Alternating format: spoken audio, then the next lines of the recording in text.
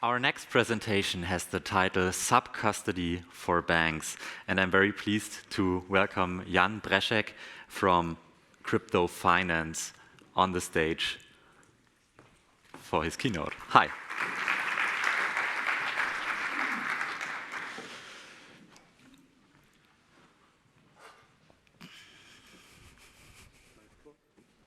Hello, hello. Test, test, test. Good, perfect.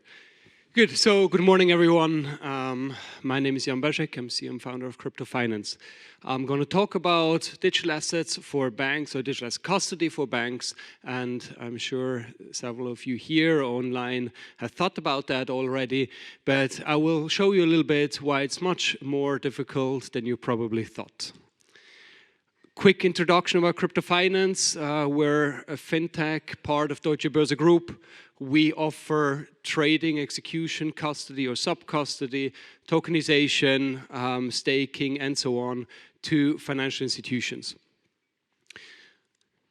So why should everyone think about crypto and getting into this space? Why is everyone thinking about offering custody to its clients?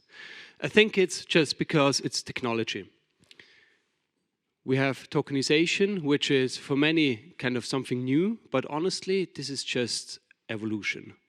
We had paper shares before, we dematerialized them, and now in the future they will be decentralized.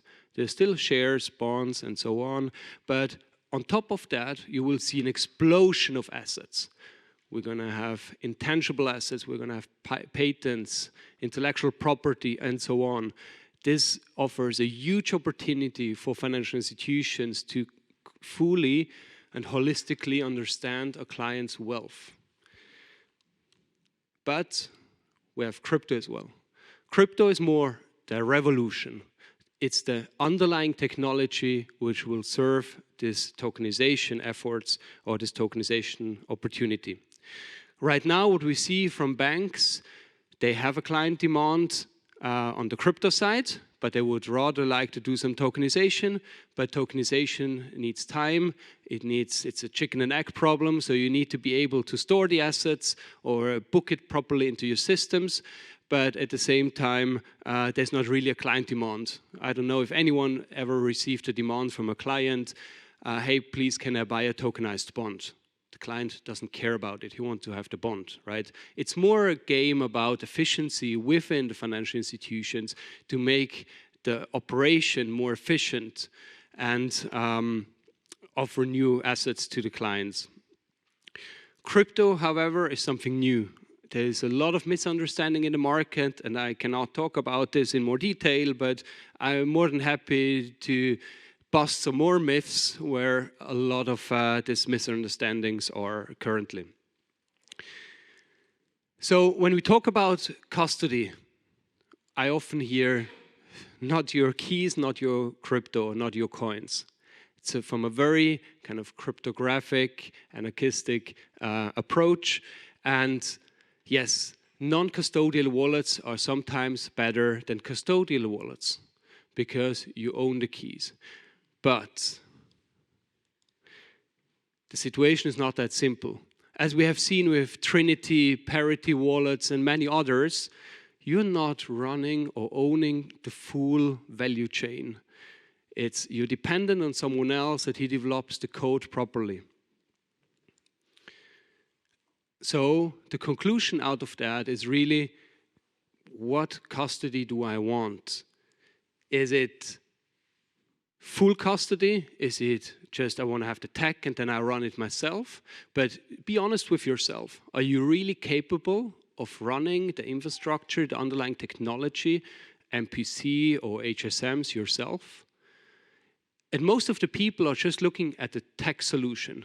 What they often miss is all the other aspects involved into custody of digital assets.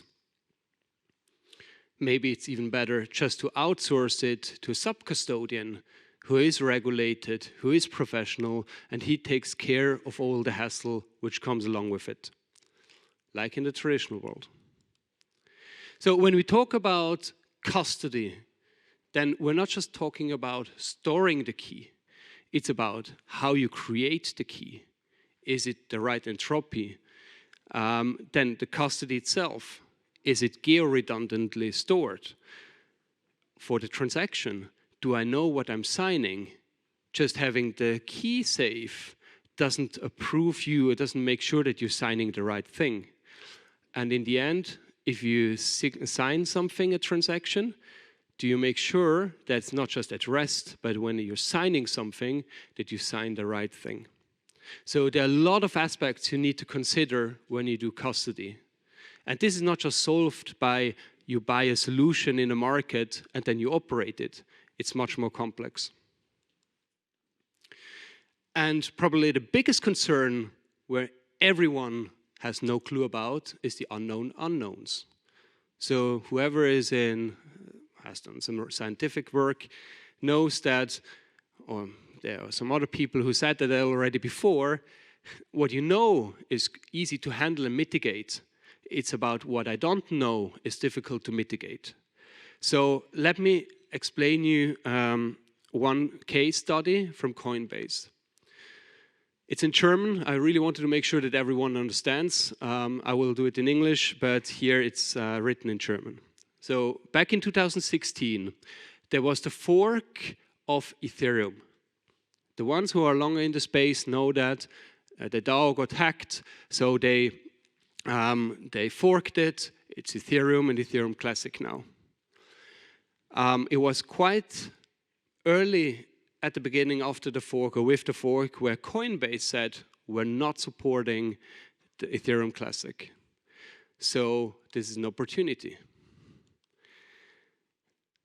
As both chains follow the same rules, and if you had one ETH on the old chain, and with the fork you had an ETH on the new chain as well, and your exchange or your custodian is only covering the new chain, then someone, and if there's no replay attack, and I highly recommend you to look it up what a replay attack is, then there's the opportunity that someone, if you withdraw something, that you can take the transaction and move it to the other side of the chain and withdraw it as well. So what happened? Coinbase didn't support Ethereum Classic. One client withdrew Ethereum from Coinbase. Deposit it again, withdraw it again, deposit it again, withdraw it again. And that was Coinbase saw, and they were fine with it. But what actually happened is the client took the transaction and copied over to Ethereum Classic and got then 2 coins. So he delivered to Coinbase 1 coin, withdraw 2. Delivered 1, or paid in 1, withdraw 2. And with that, that was what was a big problem for Coinbase. They were under massive pressure to pay out, to compensate the clients for the lost coins. Is this something you're covering already, or you thought about when you try to or think about launching or offering custody to your clients? Key takeaway, there are much more challenges in the space or with offering crypto than before. Completely new risks, and just a good technical solution doesn't help or solve this problem. Why do I come up with this? We had again a Ethereum fork. It was called the merge, not a fork, but in the end, it was a similar problem. We had now Ethereum proof of work. And until the end, it was not pretty clear if they provide replay protection. We were in touch with the Ethereum Foundation and the developers behind, and it was not properly answered, or they said they aimed to do it, but they didn't do it in the code, which is public. As Ethereum proof of work was almost valued already before the fork or the merge at roughly 3%. This can be quite a substantial amount, right? It would be in the top 10 by market cap. So it's not an option just not to offer it. You have to be at the forefront of all the changes. The blockchains are developing all the time, so you need to be close to the developments. You need to read the code. when some people were cheering the successful merge, we challenged the statements. We looked at the code. We had a lot of discussions internally and externally how we should react. I can trust you, I can tell you, we worked day and night before the merge to see what's really happening on the code or in the code. And we properly informed our clients about our decisions, always in time and as much as we were able to answer. So this is something you should be really aware of. But there are many other more operational aspects. For example, you cannot not receiving coins. Some of you maybe heard from Tornado Cash. People sent coins from there which were blacklisted by OFAC to some proper clean wallets. How do you avoid that? Do you have proper processes in place to make sure that your wallets for the assets you store for the clients are properly saved? I doubt that. So, why do I bring that up? Personally, right now in the traditional space, most custodians or most banks are as well custodians, but they very often work with sub-custodians. Because for every country, for every region, for every asset class, you need specific know-how. Why should that be different in crypto? As this is really like a completely new technology, new asset class, etc., which is moving at light speed, why do banks now think that they are better in doing that themselves than a specialized provider? Even for crypto foundations, it's better to outsource the custody to others. Just from a conflict of interest perspective, from a governance perspective, we see much more foundations now outsourcing it to a trusted custodian as well. So I personally believe that we will see that from a current setup with the sub-custodians and the CSDs and CCPs, etc., we'll move to a financial intermediary, which is client-facing, and then there will be a financial market infrastructure provider in between who manages all these issues and changes with the blockchain. I highly doubt, and it's just a matter of time until we see the first bank get hacked and will lose its assets, that they are able to run it themselves. State Street Digital, for example, so the crypto custody arm of State Street has already over 120 people working just on the custody piece. I'm not sure if every bank will be able to do that. So conclusion for that is crypto custody will become, or sub-custody, will become a very highly specialized business as it's highly complex. Every financial institution should assess its strengths and weaknesses and opportunities based on this new technology. And what we see is that incumbents, traditional financial institutions, are more and more working with crypto-native firms who are at the forefront, who live that day and night to work with, to enable their clients to get into this space. So that was a very short summary, and I wanted to open up for questions as well, because it's good when I speak, but very often there are a lot of questions. So I would open it up for questions online through the chat functionality or then here in the room. Thank you.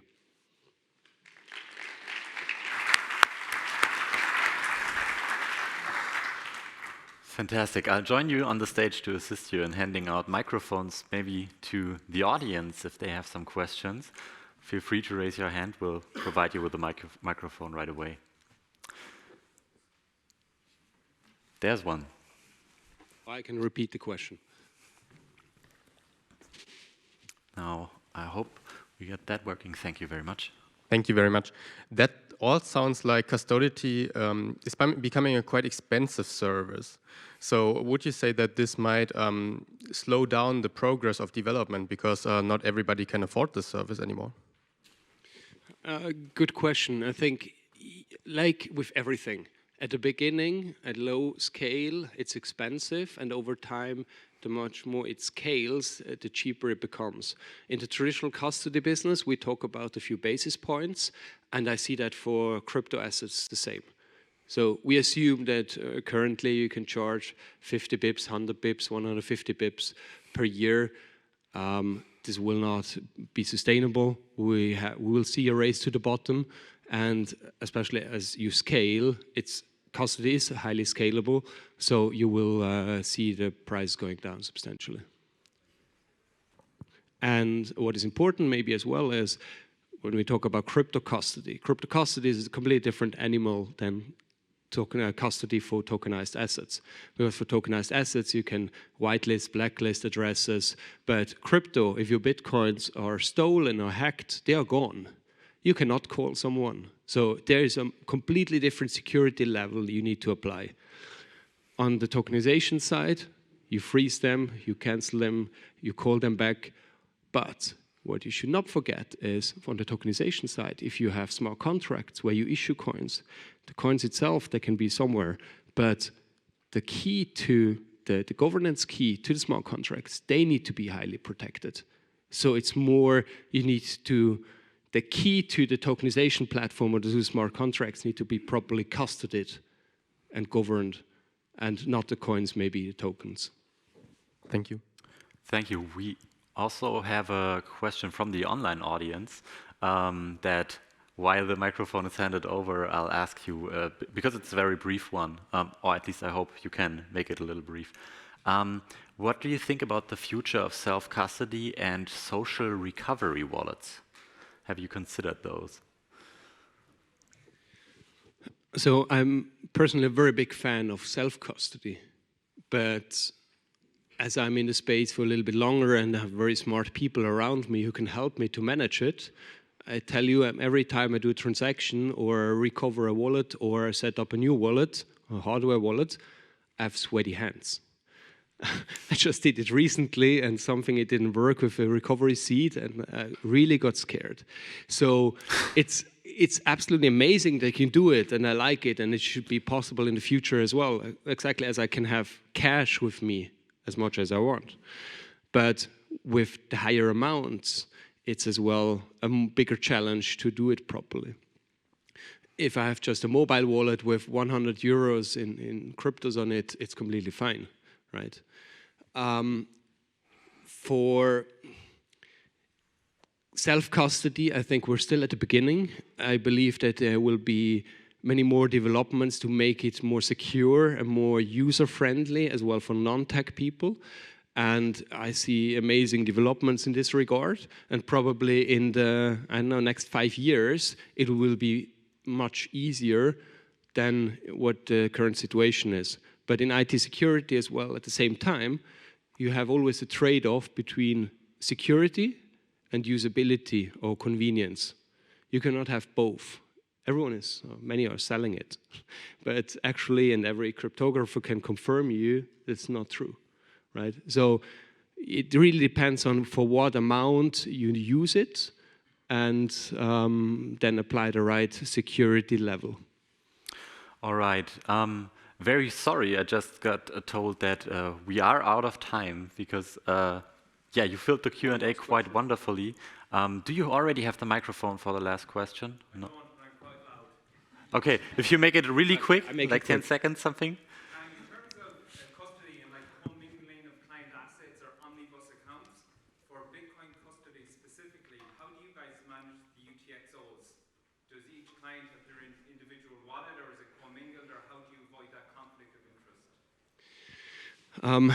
Normally we have omnibus accounts, so every client has, as we serve banks, every bank has its own omnibus account. We don't mingle client accounts, but there afterwards, this is then segregated through a core banking system and not on-chain. Because if you have retail clients who are transferring 20, 50 euros in and out, the transaction costs are way too high. So it doesn't make sense to segregate this on-chain. Perfect. Please give it up one more time for Jan Brzezek from Crypto Finance.